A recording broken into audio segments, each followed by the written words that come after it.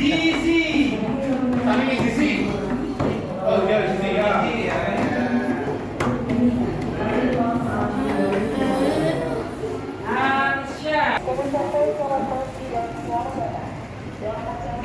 Iya. Iya, iya, Mak. Ya, ini. Iya. Ya, sampai. Ya, makasih. Naik ya, Pak. Ya, ini.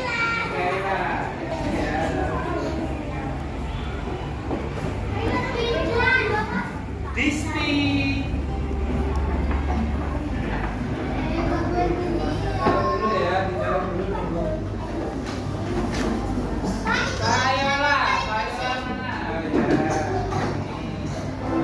Masih.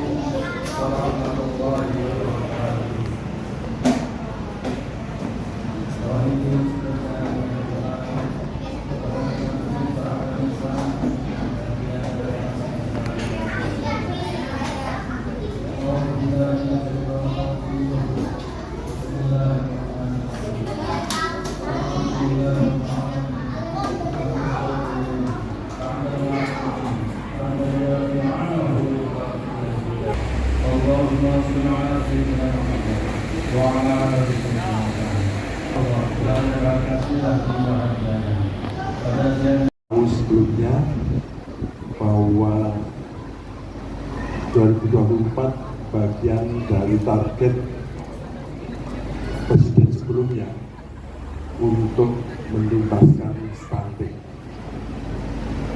Ini juga bagian dari bagaimana menyiapkan generasi bangsa, generasi Indonesia ini benar-benar sumber daya manusia menjadi yang utama. Maka tidak salah bila mana Presiden dan Wakil Presiden terpilih ini mengadakan program makan bergizi gratis. Ini mestinya dalam uji coba ini masih dalam kita menentukan bagaimana mulai dari standar gizi yang memenuhi syarat, kemudian bagaimana kolaborasi dengan UMKM, tidak hanya catering. Kalau udah catering nanti yang sugih kan ya hanya cateringnya, UMKM-nya kan enggak. Nah, maka kolaborasi ini baru kita ramu sebelum nanti 2025 sudah nanti MOU dengan beberapa kelompok menjadi UMKM menjadi satu, biayanya catering. Yang kedua, kami sampaikan juga kami sudah beberapa kali waktu Mas Gibran masih wali kota kita pernah sekali kerjasama dengan Grab. Iya Bu Palminasma itu di SD.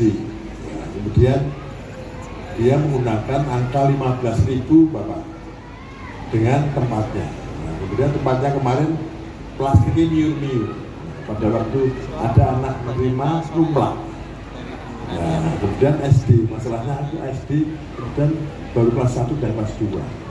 Nah, maka ke depan tadi Bapak Wiranto menyampaikan ya tidak mungkin kalau 15.000 itu dengan tempatnya. Maka kita semua nanti mestinya para pimpinan kepala daerah, bagaimana kita tempat ini ya masing-masing kepala daerah untuk menyiapkan. Ini bagian dari kolaborasi program yang mungkin tidak bisa selesai sendirian, tidak bisa selesai di pemerintah pusat. Maka provinsi juga harus ya, ikut bagian untuk kabupaten kota di seluruh. Bagaimana kita menyiapkan generasi milenial untuk menikmati bahkan akan menjadi pemimpin Indonesia di 100 tahun kemerdekaan Republik Indonesia 2045. Saya kira itu saja dari kami. Sekali datang ke Kota Solo, beliau tadi melihat anak yang mengibarkan bendera-bendera begitu, ya agak terenyuh mengingat masa kecilnya ada di Kota Surakarta. Kita punya Jenderal Panglima, beliau ada di lahir dari Kota Solo. Kita punya presiden yang hari ini akan berakhir juga dari Kota Surakarta. Dan kita tidak akan kehilangan komunikasi karena masih ada pres yang kinyis-kinyis yang baru akan menjabat 20 Oktober yang akan datang. Ora sah jaluk, ora sah nyuwun. Beliau pernah wali kota. Jadi awake duit, tengok-tengok untuk duit. Untuk program apa yang belum selesai, insya Allah akan diselesaikan. Matur nuwun, kurang lebihnya mohon maaf. Assalamualaikum warahmatullahi wabarakatuh. Dari kemerdekaan kita tahun 2045 itu disebut dengan Indonesia Emas. Ya. Itulah yang nanti akan disasar oleh para pemimpin di Republik Indonesia ini. Apakah itu Pak Jokowi atau sebelumnya, dan kemudian setelah Pak Jokowi, yakni Presiden terpilih Bapak Prabowo Subianto dengan wakilnya Raka Buming Raka. Nah, untuk mencapai itu memang sudah ada jalannya yang sudah digagas oleh Bappenas, Badan Perencanaan Nasional, sudah dibuat tahapnya. Kelihatannya bagus, Indonesia Emas, tapi mencapainya tidak mudah. Karena kalau ini sasaran utama, ada sasaran-sasaran antara yang harus dilewati, yang harus berhasil dilewati untuk menuju ke sana. Dan ini tidak mudah karena Indonesia ini tidak berdiri sendiri, tapi ada pergaulan global, pergaulan internasional yang mewarnai kita berhasil atau tidak. Nah, misalnya adalah di tahun 2030-2035 itu kita istilahnya mendapatkan bonus demografi, misalnya begitu nih, itu sudah sering dikatakan. Kita dapat bonus, dapat keuntungan. Untungnya apa sih? Nah, pada tahun-tahun itu, ya, jumlah manusia Indonesia yang usia produktif antara 16 sampai 64 tahun itu ya, mendominasi jumlah penduduk Indonesia. Kan, ini kan anugerah dari Tuhan yang Maha Kuasa, Allah makan bergizi gratis yang memang sudah tuangkan ya dalam program Presiden terpilih dan Wakil Presiden terpilih Pak Prabowo dan Mas Gibran itu. Beliau sadar ya bahwa dari Pak Jokowi sudah sering mendiko ya bahwa Indonesia nggak berdiri sendiri untuk berhasil menjadi negara yang makmur, yang hebat, yang sejahtera sesuai dengan amanat Undang-Undang Dasar 1945 ya. Negeri yang merdeka, bersatu, berdaulat, adil dan makmur, kan cita-citanya itu. Nah, cita-cita itu terwujud kalau kemudian dikawal dalam pergaulan internasional yang saling menjatuhkan, saling udrek-udrekan, ketoke rukun, ketoke kerjasama internasional, kerjasama bilateral. Tapi ternyata pemenangnya adalah paling cepat. Ya. Cepat apa? Cepat untuk menangkap peluang-peluang yang ada dalam pergaulan global itu. Ya. Ada namanya the windows opportunity, dan jendela kesempatan itu harus ditangkap. Yang bisa nangkap siapa? Yang paling cerdas ya tentunya. Karena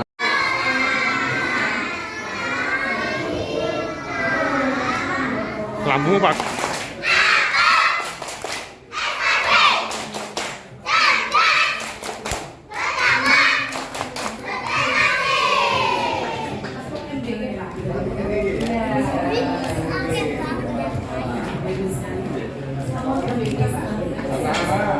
Seneng nggak? Ada makanan gini enak nggak? Mau dulu dimakan kok enak gimana? Kelihatannya enak ya. Ayo mulai makan, mulai makan berdoa dulu, doa. Siapa bikin doa? Siapa? Bikin doa aja. Wassalamualaikum warahmatullahi wabarakatuh.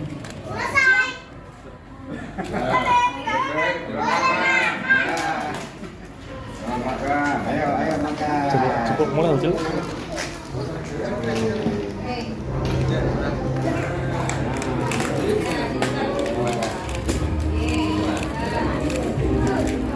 Ke sini Pak Wiranto. Geser sini Pak. Pak, sini Pak. Izin Bapak.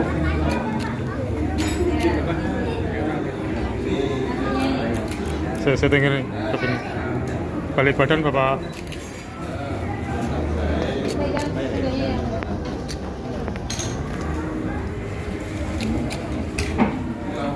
Pak, disuapin Pak Wiranto.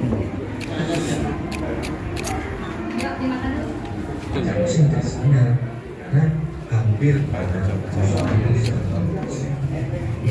Sumatera sekitar. Mana Dek? Enak Dek?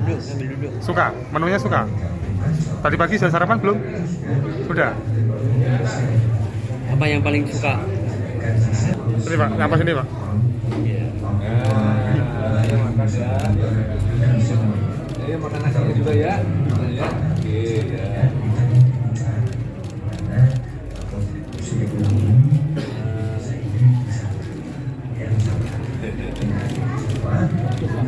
Bisa perspektif kita melihat dari sisi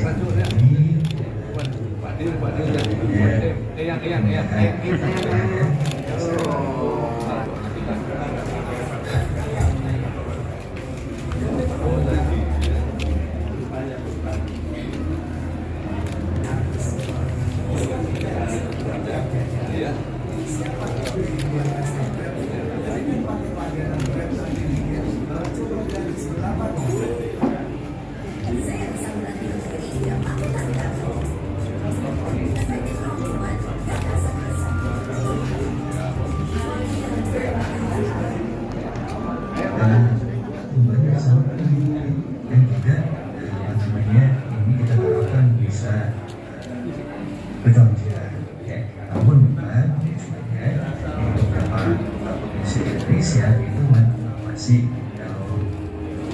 berdasarkan ya atau pusat produksinya itu dari sumber alam, dan tentunya itu harus kita arahkan ya untuk supaya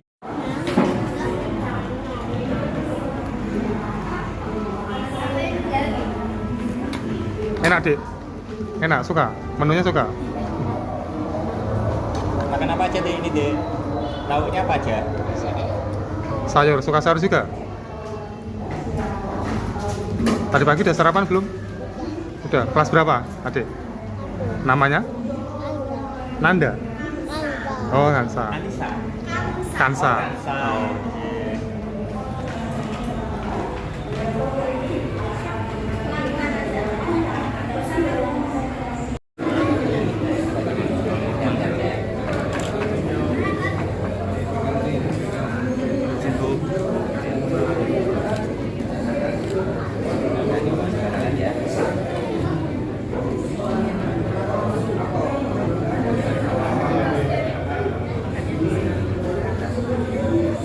Baik teman-teman sekalian ya, saya datang ke Surakarta didampingi Pak Wali Kota ya Pak Teguh. Itu betul-betul hanya untuk mencoba melihat secara langsung uji coba makan bergizi gratis ya, yang menjadi program dari Presiden terpilih Pak Prabowo Subianto dan Wakil Presiden terpilih Pak Gibran Rakabuming Raka ya. Saya sudah meninjau ke banyak daerah ya, di Tangerang, di Cilegon, Salatiga, sekarang Surakarta, tadi juga dengan Tegal. Nanti juga akan meninjau daerah lain. Mengapa? Karena dalam pelaksanaan uji coba ini kita ingin melihat setiap daerah memang berbeda kondisinya, berbeda karakternya. Ya. Sehingga dapat kita temukan nanti tingkat kesulitannya, hambatannya, dan kira-kira bagaimana kita mencoba untuk mendapatkan standarisasi dari makan bergizi gratis ini. Ya. Nah, ini nanti masukan ini nanti kita sampaikan ke timnya dari Presiden terpilih yang nanti akan melaksanakan atau akan mengendalikan makan bergizi gratis pada level nasional ya. Dan ternyata memang temuan di lapangan banyak hal-hal yang perlu direncanakan dari sekarang ya. Misalnya masa standar makanannya, kemudian pengawasan dari UMKM tentang nilai keuntungan dan nilai gizi yang disajikan, jenis makanannya, ya.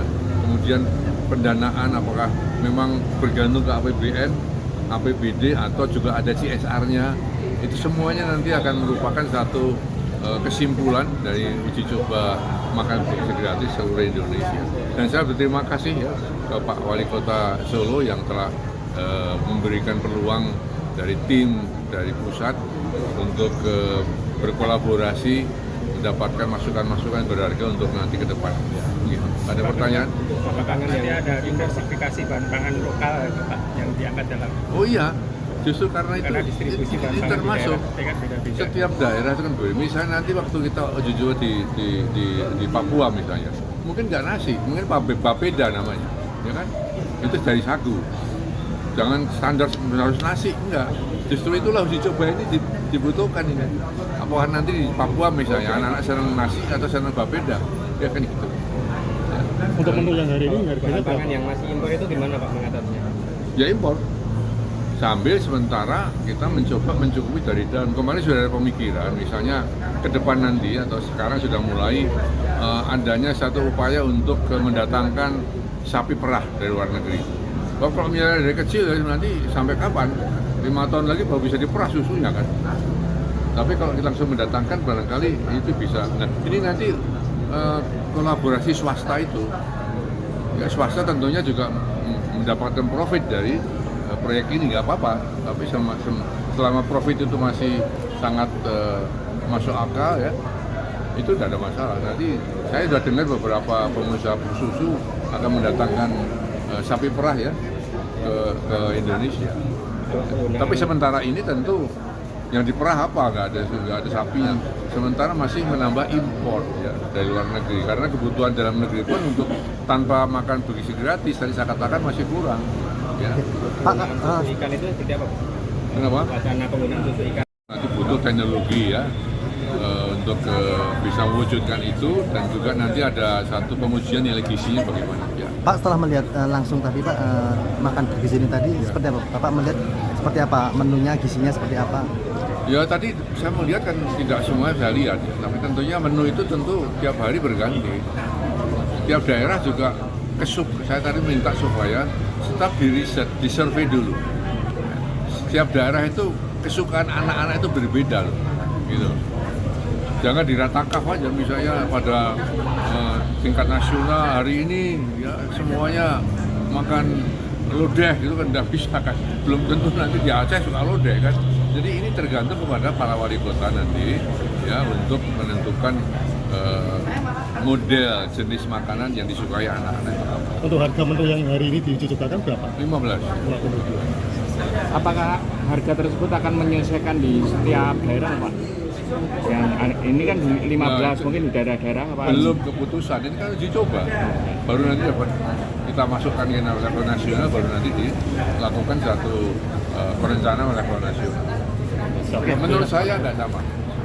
Ya karena harga bahan sendiri antara Surakarta dengan di Merauke beda, Merauke dengan Manado beda. Dan tentu nanti disesuaikan dengan harga di sana, tapi yang penting gizinya jangan berubah, gizinya harus standar. Pak, ini kan